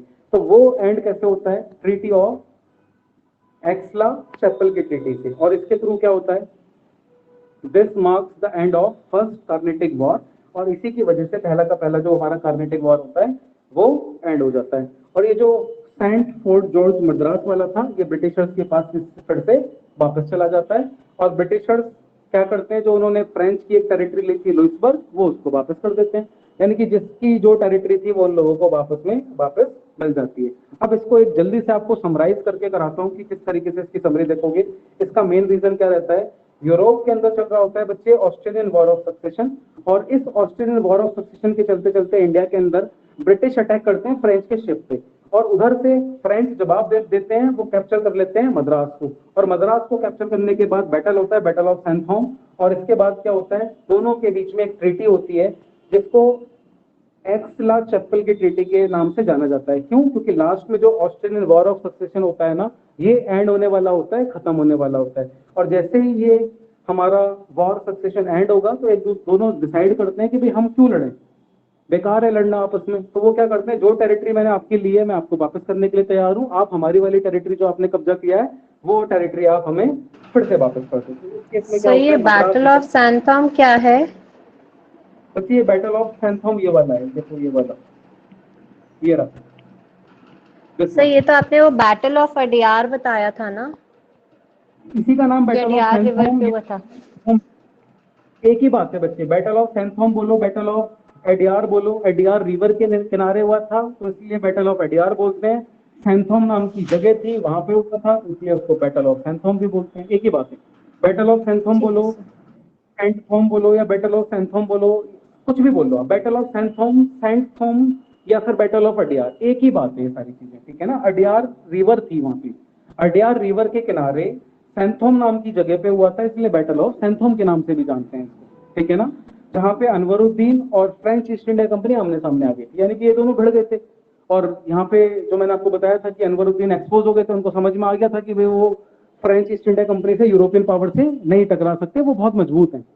और एक्चुअल में क्या था, अनवरुद्दीन को ये चीज कैसे समझ में आई, फ्रेंच ईस्ट इंडिया कंपनी के सिर्फ 4000 सोल्जर्स थे, अनवरुद्दीन के 10,000 सोल्जर्स थे, वो 4000 सोल्जर्स अनवरुद्दीन के 10,000 सोल्जर्स पे भारी पड़ते हैं। तो उनको समझ में आ जाता है कि भाई फ्रेंच ईस्ट इंडिया कंपनी के सिर्फ 4000 सोल्जर्स और मेरे पास डबल से भी ज्यादा सोल्जर्स हैं, फिर भी ये हमारी सेना के ऊपर भारी पड़ रहे हैं, इसका मतलब इंडियन आर्मी जो है वो वीक है। यानी कि इंडिया के राजा को समझ में आने लगता है कि हमें अपनी आर्मी को और ट्रेनिंग देने की जरूरत है, यानी कि हमें अपनी आर्मी को ब्रिटिशर्स के खिलाफ और अच्छे से अभी तैयार करना पड़ेगा। तो ये था मेरे पास। सर ये अडियार, एक्सक्यूज मी सर, बोलो। सर ये अडियार रिवर कर्नाटका में था या बंगाल में था? बच्चे ये तमिलनाडु के अंदर है, साउथ रीजन के अंदर, रिवर ऑफ अडियार। हाँ अच्छा, ये कार्नेटिक प्लेस ये कर्नाटका में थी। बच्चे कार्नेटिक वाला जो रीजन है ना, मैंने आपको बताया भी था, ये साउथ इंडिया के अंदर हमारा रीजन है कार्नेटिक। इसको मैं आपको ना मैप से दिखा दूंगा। बेसिकली ये ईस्टर्न घाट और बे ऑफ बंगाल के बीच का रीजन है। बेसिकली आप कह सकते हो मद्रास वाला जो एरिया है या फिर तमिलनाडु वाला जो पूरा रीजन है ना, वहां पे ये कार्नेटिक का रीजन है। कार्नेटिक का मतलब कर्नाटक मत समझो उसको, कार्नेटिक का मतलब कर्नाटक से नहीं है। कार्नेटिक रीजन, क्योंकि ये दोनों चीजें ना, बस ये है कि जो इसका एरिया है ना वो एट प्रेजेंट जो पड़ता है आपका तमिलनाडु, ठीक है। और आज के टाइम पे तो हम बात कर रहे हैं ना, तो हैदराबाद वाला जो रीजन है वहां पे वो भी कर्नाटक का ही पार्ट है, ठीक है। तो स्टोरी में आपको इसकी सारी बताऊंगा कि हैदराबाद के साथ कैसे सीन बना था। तो कार्नेटिक एक रीजन का नाम है, एरिया का नाम है, जो कि साउथ इंडिया के अंदर है। तो यहाँ पे ये बैटल स्टार्ट हुई थी, फर्स्ट कार्नेटिक वॉर, जिसके अंदर से फ्रेंच और ईस्ट इंडिया कंपनी आमने सामने आई थी। और स्टार्टिंग में क्या था, हमारे इंडिया के अंदर जो टोटल ईस्ट इंडिया कंपनी थी वो 4 हुआ करती थी। एक बार रिकैप कर रहा हूँ आपको जल्दी से, फास्ट फॉरवर्ड मोड में। देखो क्या सीन था, 1670 का टाइम पीरियड था। 4 ईस्ट इंडिया कंपनी इंडिया के अंदर थी, पुर्तगीज, डच, ब्रिटिश, फ्रेंच। आपको ना थोड़ी स्टोरी समझ में भी आ गई होगी। पुर्तगीज ईस्ट इंडिया कंपनी को ब्रिटिशर्स ने कैसे भगाया, उनकी लड़की से शादी कर ली वहां के राजा से, यानी कि अब लड़के वाले तो हमेशा पावरफुल पोजीशन में रहते हैं, अभी जैसे बोलोगे करना पड़ता है उनको। तो यहाँ से उन्होंने लड़की वालों को फोर्स कर दिया कि भाई आप एक काम करो, यहाँ से आप चले जाओ। तो पुर्तगीज वाले मान गए, उनकी ईस्ट इंडिया कंपनी मान गई, क्योंकि उन्होंने अपनी बेटी दे रखी थी, अब कुछ तो बात माननी पड़ेगी ना। तो पुर्तगीज ईस्ट इंडिया कंपनी चली गई। डच ईस्ट इंडिया कंपनी के पीछे ट्रेवनकोर के राजा मार्टेन वर्मा उनके पीछे पड़ गए, इन्होंने इनको यहाँ से भगा दिया। अब सिर्फ 2 रह गए, ब्रिटिश और फ्रेंच। क्या हुआ, यूरोप के सर अंदर ट्रैवल ऑस्ट्रेलियन वॉर। सर ये ट्रैवल कोर आपकी आवाज ना ब्रेक हो रही है, दोनों बच्चा ये। सर ये ट्रैवल कोर कहाँ है जो राजा थे? साउथ इंडिया के अंदर है बच्चे, ये भी ट्रेवनकोर। ट्रेवनकोर नाम का एक प्रांत हुआ करता था। Okay sir. ये सब साउथ इंडिया की बात कर रहे हैं, ठीक सर है। ये प्रिंसली स्टेट थी ना?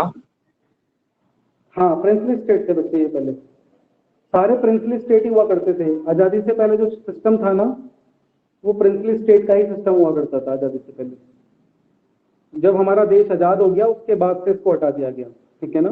पहले ये ट्रेवनकोर एक प्रिंसली स्टेट हुआ करता था साउथ के अंदर। अब ये केरला का हिस्सा बन चुका है, ठीक है। केरला के अंदर आता है एट प्रेजेंट, ठीक है। तो ये सीन है। और कोई कुछ पूछना चाहता है इसमें? क्लियर है आपको सर। स्टोरी क्लियर है कर्नाटिक वॉर की क्यों हुआ? द ओनली रीजन, जो मेन रीजन था वो ये था, ब्रिटिश और फ्रेंच का आमने सामने आना। This one the only reason, ये इशू था सिर्फ इतना बड़ा। इसकी वजह से पूरा बवाल हो गया, फ्रेंच और ईस्ट इंडिया कंपनी आमने सामने आ गई। और उसका भी रीजन क्या था, शुरुआत ब्रिटिशर्स ने करी थी। इन्होंने इनके शिप पे अटैक करा।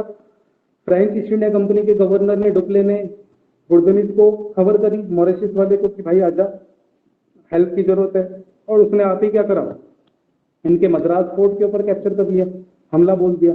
और इनका जब फोर्ट इन्होंने कैप्चर कर लिया, इन्होंने वहां के नवाब से मदद मांगी। दोनों ने, नवाब ने बोला कि भाई कार्नेटिक वॉर नहीं होगा, लेकिन डुप्ले ने उनको ऑफर दे दिया कि भाई मैं मद्रास आपको दे दूंगा, करने तो जो हो रहा है।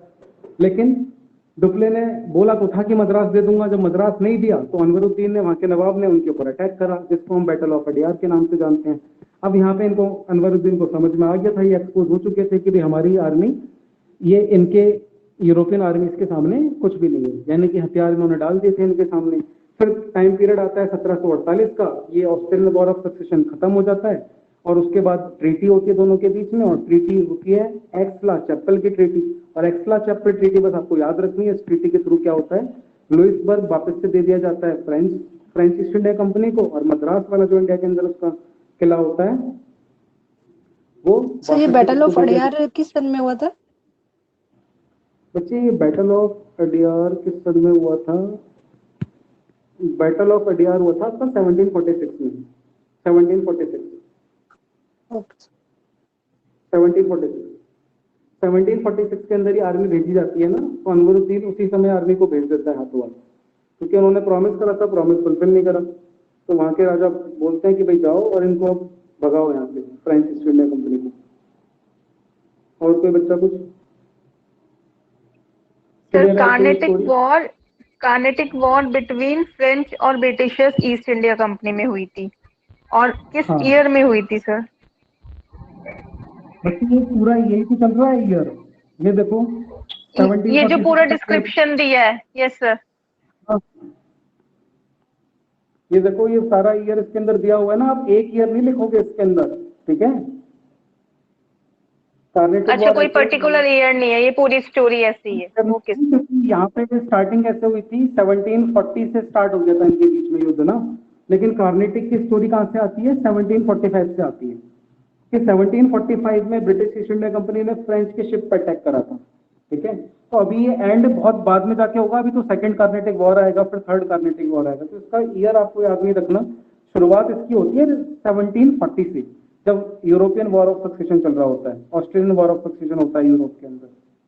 तो इंडिया के अंदर तो मैं मानूंगा 1745 से, और वैसे अगर मैं मानूंगा वर्ल्ड के अंदर तो आप मानोगे 1740 से। तो दो आंसर है इसके अंदर। और कोई क्वेश्चन? किसी को कोई डाउट तो नहीं है बच्चे?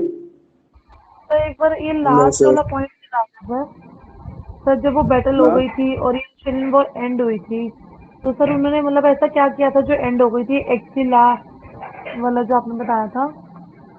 एक्चुअल में क्या हुआ था ना, ये जो ऑस्ट्रेलियन वॉर ऑफ सक्सेशन चल रहा था, इसके अंदर खत्म हो गया था, ये आपस में दोनों लोग मान चुके थे, अभी लड़ाई चल रही थी वही कुछ टेरिटरी। ये क्या हो रहा था कि ब्रिटिश ईस्ट इंडिया कंपनी चाहती थी कि पूरे ऑस्ट्रेलिया पे वो राज करें, फ्रेंच ईस्ट इंडिया कंपनी चाहती थी कि पूरे ऑस्ट्रेलिया पे हम राज करें। ये प्रॉब्लम थी यहाँ। तो बाद में इन लोगों ने डिसाइड करा कि एक काम करते हैं भाई, जो जहाँ पे आप राज कर रहे हो वहां पे आप राज करते रहो, जहाँ पे हम राज कर रहे हैं दोनों मिलकर राज करते हैं, कोई दिक्कत नहीं है।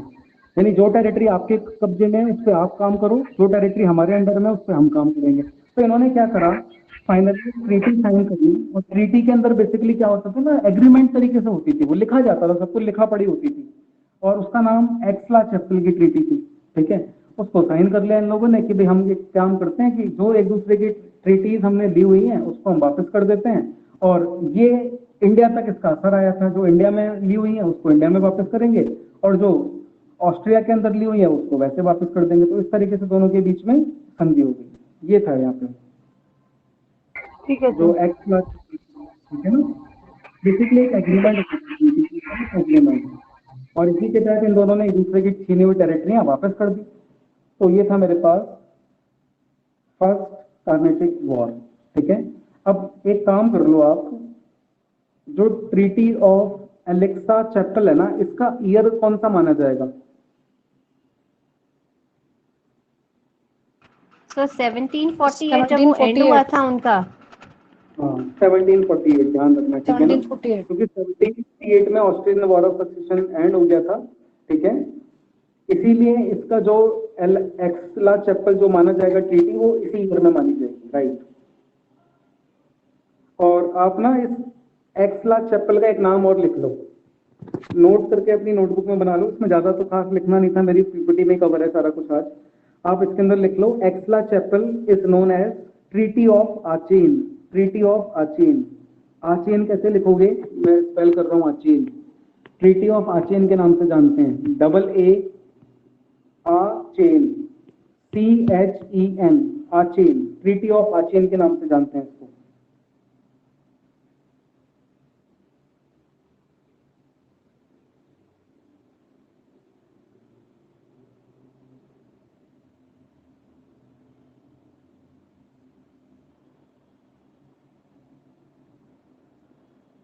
ठीक है, ये दोनों आपस में शांत हो गए थे, इसी को हम ट्रीटी ऑफ एक्स-ला-चैपल के नाम से जानते हैं।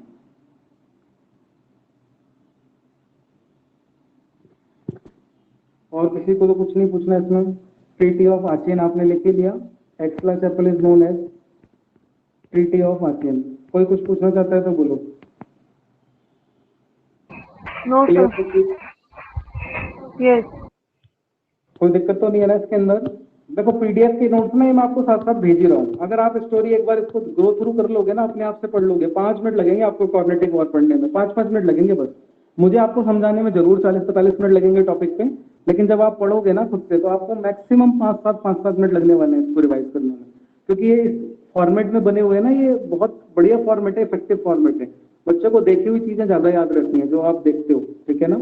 तो पूरा बैकग्राउंड मैंने इसके लिए स्पेशल तैयार करा हुआ है कि भाई था क्या और हुआ क्या। सीधे डायरेक्टली आपको कॉग्निटिव वॉर नहीं बताया, बताने को मैं सीधे आपको यहाँ से स्टोरी स्टार्ट कर सकता था, यहाँ से बैटल ऑफ अडियार से, लेकिन वो मैंने स्टार्ट नहीं करा। मैंने आपको पूरा बैकग्राउंड बताया कि उसका रीजन क्या था। तो जब आपके पास रीजन होगा ना किसी भी चीज का, तो आपको वो चीज वैसे आसान लगेगी। तो आप रीजन नहीं भी याद रखोगे ना, कोई फर्क नहीं पड़ता, सिर्फ आप ये जरूर याद रखना कि इसका रिजल्ट क्या था, उनकी और इनके गवर्नर के नाम याद रखना, डुप्ले और ये सब। फ्रेंच ईस्ट इंडिया कंपनी के जो गवर्नर थे डुप्ले, और east India company, French East India Company के मॉरिशस वाले बोर्डनेस, ये इंडिया के अंदर आगे कोई मदद करते हैं। इतने नाम आप याद रख लेना।